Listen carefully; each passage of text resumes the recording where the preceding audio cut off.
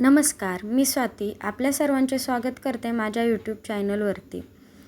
आता आपण ही एक नॉड तयार करून घेतलेली आहे।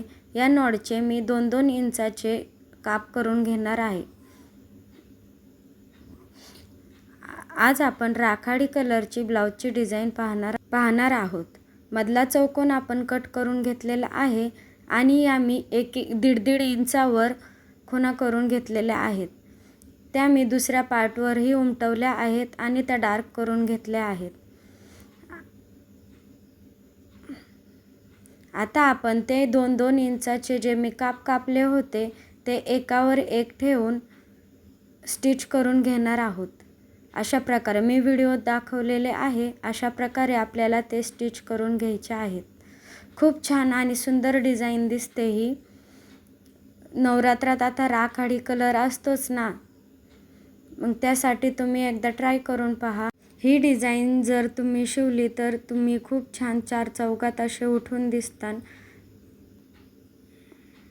आता याच्यावर आपण साडीचा पीस आहे तो उलटा ठेवणार आहोत आणि एकदम सरळ लाईनीत टिप मारून घेणार आहोत। प्लीज व्हिडिओ आवडल्यास व्हिडिओला लाईक करा, चॅनलला सबस्क्राईब करा आणि शेअर करा। कमेंटमध्ये सांगा माझा व्हिडिओ तुम्हाला कसा वाटला। आता आपल्याला दाबटीप मारून घ्यायची आहे अस्तरच्या साईडने। आपली ही टीप आहे ती अस्तरच्या बाजूने आली पाहिजे, साडीच्या पिसावर नाही। साडीच्या पिसावर जर आली तर त्या मग 2 टिपा दिसतात, ते चांगले दिसत नाही। अस्तरच्या बाजूने ही टीप मारली, दाबटीप मारली तर ती टीप दुमडताना आतमध्ये जाते। त्यामुळे कधीही एवढी लक्षात घ्यायची की आपल्याला दाबटीप मारायची असेल तर ती कधीही अस्तरच्या कापडावरूनच मारायची। आता सरळ लाईनमध्ये आपण टीप मारून घेत आहोत।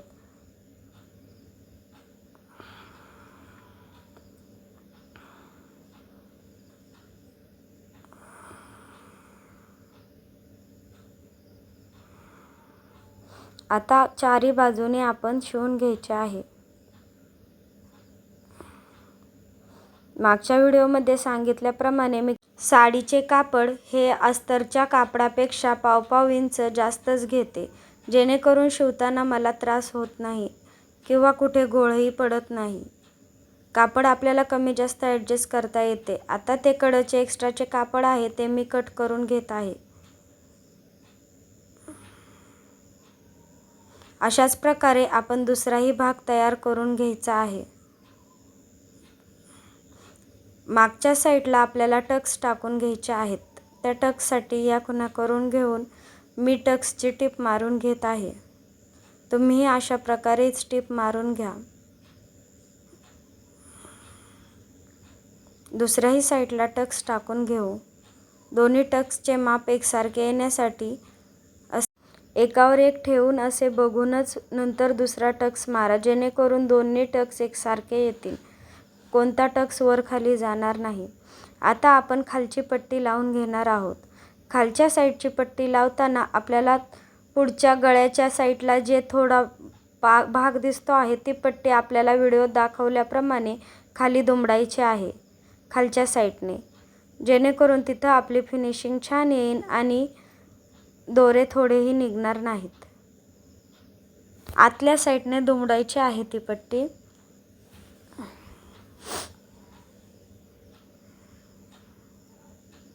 आणि पूर्ण वरती फोल्ड करून एक मोठी टीप मारून घ्यायची आहे। आपल्याला तिथे हातशिलाई करायची आहे। दोन्ही साईडला मी टीप मारून घेतली, पट्टी जोडून घेतलेली आहे आणि आता ही जी नॉड आहे ती एक सोडून एकात घालायची आहे। ही नॉड जवळपास 3 मीटर आहे। तुमच्यासोबत या ब्लाउजचा फायनल लुकही मी लवकरच शेअर करणार आहे।